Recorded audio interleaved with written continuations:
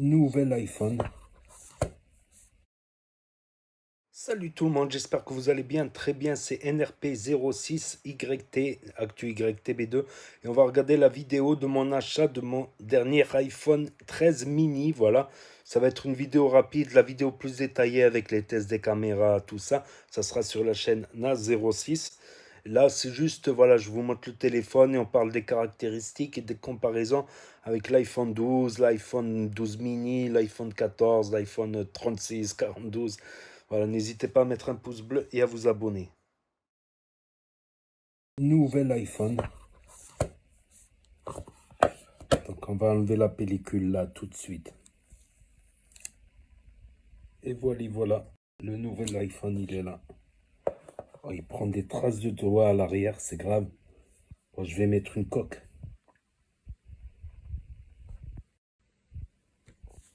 Dommage pour les traces de doigts.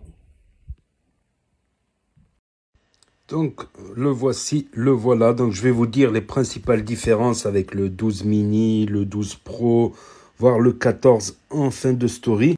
Tout d'abord, la couleur. On voit en plein jour qu'il est bleu, bleu foncé. Mais la nuit, il ressort carrément noir. Je vais vous montrer ça. Donc, vous voyez déjà, j'ai éteint une lumière. Regardez, il est déjà bleu, bleu marine sombre. Donc, vous voyez déjà, j'ai éteint. Et là, vous voyez, avec beaucoup plus d'ombre, je fais beaucoup plus d'ombre. Beaucoup vont dire qu'il est noir, on va dire. Vous voyez ce que je veux dire? Dès qu'il fait beaucoup plus sombre le soir, beaucoup vont dire non, il est noir. Noir comme ça, comme ici. Vous voyez?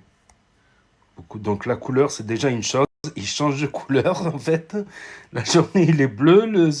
En fin d'après-midi, il est bleu marine. Et le soir, il est tout noir. Tout noir comme ça dans l'ombre. Vous voyez ce que je veux dire? Alors que si on met un peu plus de lumière, vous voyez, bleu marine. Par contre, qu'est-ce qui prend les traces de doigts hein, comparé au Pro?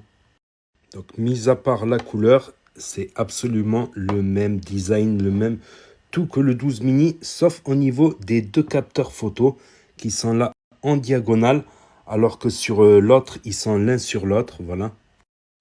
Pour voir les vraies différences entre le 12 mini et le 12 Pro, faudra tout simplement l'allumer et l'écran, il est beaucoup plus lumineux. Par exemple, si je mets la luminosité à fond, la luminosité au plus bas, voilà. L'écran, il est beaucoup plus lumineux. L'encoche ici, elle est beaucoup plus petite que sur le 12 mini. Voilà, et il y a une meilleure autonomie aussi, une meilleure autonomie que le 12 mini. Après, ça reste du OLED à 60 Hz, voilà. Alors que sur le 13 Pro, ça passe à 120 Hz. Voilà, mais franchement, la différence à l'œil, franchement, elle est pas... Voilà, la différence à l'œil, elle est très, très dure à voir. Sinon, une des principales différences, c'est sur cet objectif-là. C'est un objectif qui est stabilisé mécaniquement. C'est pratique pour prendre des photos, pour qu'elles soient bien stables, pour avoir moins de temps voilà, moins de temps avant la prise. Voilà, une ouverture plus large aussi, une ouverture plus large, ce qui captera plus de lumière. Voilà. Mais après, pour la stabilisation vidéo, la stabilisation mécanique, elle n'apporte pas énormément. C'est pas un truc de ouf, quoi. Sinon, une des principales différences, c'est sur cet objectif-là. C'est un objectif qui est stabilisé, soit bien stable pour avoir moins de temps plus de lumière. Sinon, une des principales différences, c'est qu'il est beaucoup plus petit, beaucoup plus léger que les versions Pro Max. Et ça change beaucoup de choses. Sinon, une des principales différences, vous voyez, quand c'est le soir, vous êtes couché, vous le tenez avec le petit doigt ici, comme ça. Et vous avez accès jusqu'en haut, voilà. Vous avez accès à tout.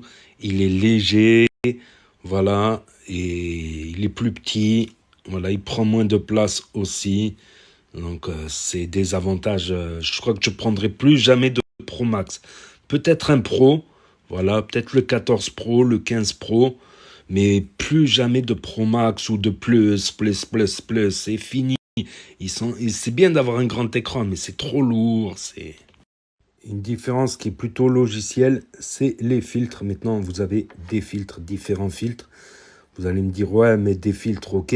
Mais tu en as sur les réseaux sociaux des filtres. Mais c'est pas que des filtres aussi. C'est-à-dire que ça va, par exemple, si ça surexpose, ça va pas surexposer le visage, le corps, ça va plutôt surexposer le paysage. Et s'il y a saturation, ça va recalculer pour qu'il n'y ait pas saturation, alors qu'avec un filtre, voilà, c'est des filtres intelligents, mais je ne les utilise pas en tout cas. Il y a aussi le mode cinématique, voilà, qui fait un flou d'arrière-plan, tout ça. Donc, et tu peux le retravailler après avoir pris la vidéo. Voilà, mettre un focus sur un visage ou deux, mais c'est pas encore tout au point. Le bord des cheveux, c'est flou, tout ça. C'est encore moyen, tout ça. Et je croyais que le 13 mini faisait de la macro aussi. C'est-à-dire qu'on se rapproche, que ça fasse pas flou, qu'on puisse photographier, filmer un scarabée, tout ça. Grâce à l'ultra, paradoxalement, grâce à l'ultra grand angle, mais c'est réservé que aux 13 Pro, 13 Pro Max et aux iPhone 14 en fait. Donc ça, je croyais, bon, les macros, c'est pas non plus super important, quoi. À part de photographier un petit scarabée, une fourmi de très très près. Sinon, concernant la stabilisation, à peu près pareil que le 12, que les séries 12, très bonne stabilisation, franchement. Voilà, même caméra selfie aussi, pas d'amélioration niveau caméra selfie. Et par contre, des flares la nuit, tu vois, quand il y a une lumière, ça te fait un petit point blanc qui se balade dans l'écran, ça c'est bof. Faudrait qu'il le règle pour le 15, j'espère. Voilà. Sinon, par rapport au 14 Pro, franchement, à la série 14 Pro, tout ça, il y a en vidéo, le 14 Pro est un peu meilleur en stabilisation. Il est, voilà. Et en ultra grand angle, il est plus lumineux. La vidéo en ultra grand angle est plus lumineuse. Voilà, le 14 Pro est un peu plus au-dessus, quoi. Bon, après, il y a le truc, la Dynamic Island, où l'écran qui reste allumé, ça ne sert à pas grand-chose. Donc, même un bon iPhone 12, comme je disais, même un iPhone 12, ça reste très correct. Il n'y a pas énormément de différence avec à part le ProRes, le ProRAW, si vous êtes des professionnels en montage, tout ça, et encore, il n'y a pas l'USB-C pour télécharger rapidement, pour charger rapidement des gros fichiers si volumineux. Donc, pour le commun des mortels, il n'y a pas énormément, à part pour la vidéo, le 14 Pro, un petit peu au-dessus en stabilisation. Mais si vous êtes un petit youtubeur, un petit, ça suffit largement le 12, voire même le 11, vers même le 11. Le 11, il est un peu moins lumineux en vidéo de nuit, on va dire, que les 12. Il y a quand même une petite différence. Je préfère quand même le 12 que le 11. Mais même un X, si vous êtes un XR, XS, un iPhone 10, si vous êtes un petit youtubeur, même à partir du 6S, ça commence à devenir correct la vidéo, à partir du 6S, même le 7, le 8, pour faire des vidéos sur YouTube par exemple, ça reste très correct. Voilà, mais il y a un plus à partir du X, du 10, 11. Voilà, et pour moi, voilà, le X et le 11. Et le 12, ça commence à vraiment être très, très, très bien. Franchement, le 12, ça commence à être excellent en vidéo, stabilisation, les pros avec l'ultra grand angle et le zoom x 2,5, ça commence à être un bon petit zoom. Certes, ça sera jamais un zoom comme une vraie caméra, un appareil photo, même avec un objectif polyvalent, un appareil photo, ça pourra te faire du x10, x15 très propre.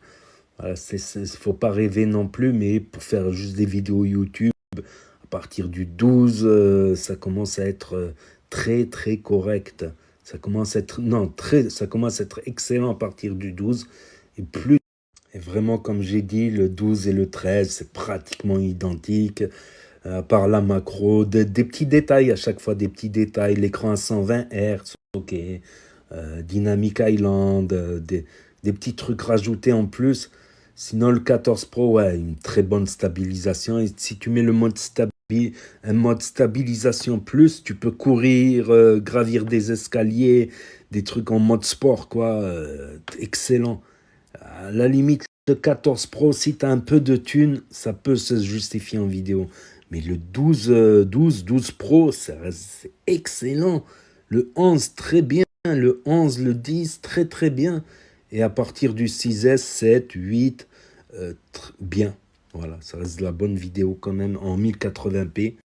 Voilà, vous n'aurez pas le 4K, c'est certes, mais voilà, 4K de manière, il faut avoir une télé 4K pour voir les images en 4K.